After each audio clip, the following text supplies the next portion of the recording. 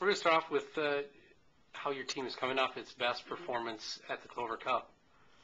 Yeah, I'm excited. The last two events, we've really had some really good rounds. I see our freshmen coming along, getting better, working on their course management. I think the biggest thing for us right now is our short games are getting better. You've had a couple weeks off since that tournament. Do you like having that time off? And if so, what do you fill the time with? This time of year, typically, I like that, just so we can have some extra time to do some chipping and putting. We've been really fortunate with the weather, so we've been able to get outside since we actually got back from spring break.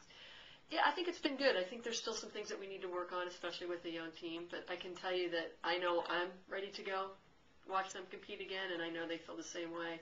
It's been almost a little bit too long, but it's been good for them to get some practice in. Do you foresee in the upcoming seasons to try to not have those types of breaks in between tournaments?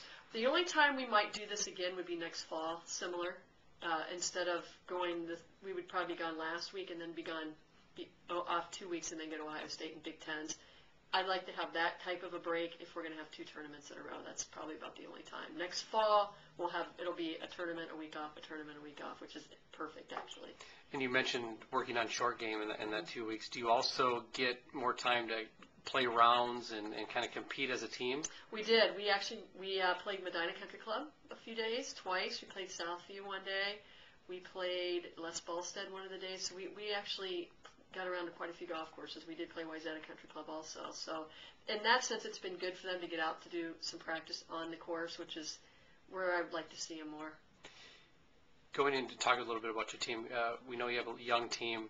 Carmen, a freshman, has led you throughout the spring.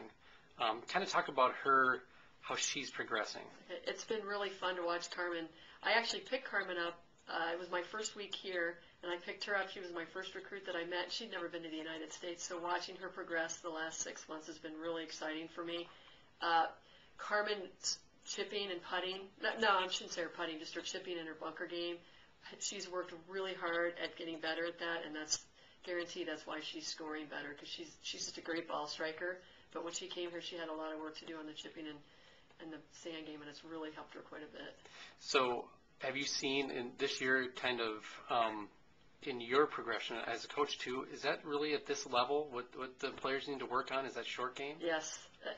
We get stats every week, and that's what we need to keep working on, putting and chipping and putting and chipping. So our practices now start out with just putting and chipping.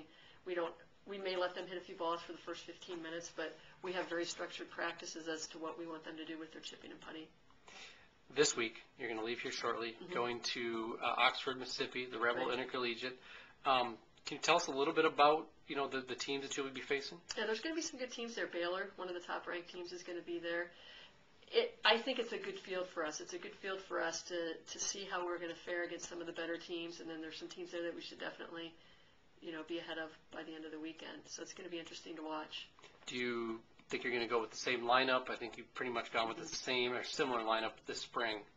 Yeah, we're going to go with the same lineup that we had at the Central District and the one at the Clover Cup. Those have been our best team scores, so that's kind of how I'm pairing that up right now. You mentioned some of the good teams that will be there, and we mentioned a little bit earlier that you have a young team.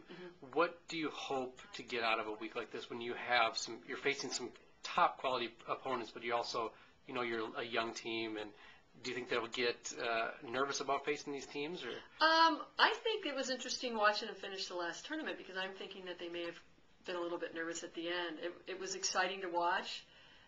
The one thing I did tell them after the last event was, if you move your way up pretty quick and you don't have a little bit of a bounce back down, then you don't work as hard. If you bounce back down, it makes you work harder to make sure that you stay up there, and that's the one thing I liked about that. So I'm just making sure that they're improving every week. As long as their short games get better and they keep continually working on their course management, the results will come with that. Thank you. Good luck. Thank you.